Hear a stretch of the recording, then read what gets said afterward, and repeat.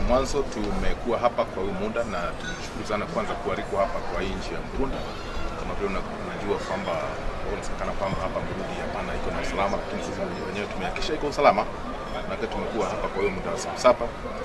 Pili, sisi tulikuja hapa ili kuangalia mambo ya katika ile hali ya kutengeneza hii organization yetu East African Standby Force, ili tuweze kuangalia mwanzo mambo ya mafunzo ambayo tunataka kufunza hii majeshi yetu ambayo tunataka iwe tayari. Tumehakikisha kwamba majeshi yetu iko tayari sasa. Tumehakikisha kwamba tunaangalia tukaona kwamba ile mpangilio ambao tuko nao ya kufanya mafunzo ya mwaka ambao unakuja wa 2017 wakurugenzi hapa wamekubali. Kwa hiyo taratibu wakasema hiyo iko sawa sawa.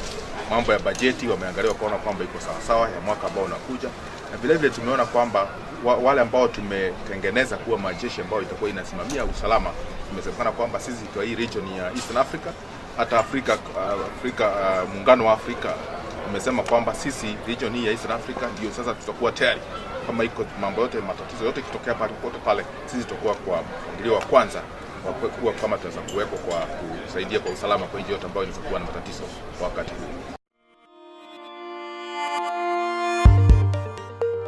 Mwanzo kwa hii sehemu yetu ya Eastern Africa, kama vile unajua tuko na nchi 10. Nchi mbili pekee yake ndiko ziko nje. Nchi moja ni Eritrea iko nje, na ile nyingine ni nchi inaitwa Southern Sudan. Kwa hii mkutano imesemekana kwamba sisi tuendelee kuongea na Southern Sudan kama wanaweza kubaliwa kuingia kwa hii taratibu ya Eastern Africa Community. Hiyo ni kitu moja imesemekana. Ya pili imesemekana kwamba sisi tukiwa wenye kwa hii region ya Eastern Africa lazima tuendelee kuongezea ile namna ya kuwa pamoja, ile nguvu ya kuwa kitu kimoja, tuongezee hapo na tuangalie kwamba nchi zote zetu zikiwa 10 tunaangalia mambo ya usalama yake, na vile vile kulingana na ile regulations ambazo zimeandikwa kuhusu mambo ya sisi tukiwa pamoja, vile tunaweza kuangalia mambo yetu, tuangalie hizo vile vile, na kama ni mambo ya kindani za nchi tuwe tunaangalia. Hata tumeenda tukaangalia mambo ya kama kuangalia mambo ya what we call proactive prevention missions or proactive diplomacy, ili kama ni mambo tu katika level ya Africa Union ikiwa pamoja na East African Standby Force, katika level ya kanzo kama mawaziri wanaweza kuwa wanaongea mambo ya usalama wa nchi zetu bila hata kufika pahali ambapo tunaweza kuweka majeshi kwa hiyo nchi.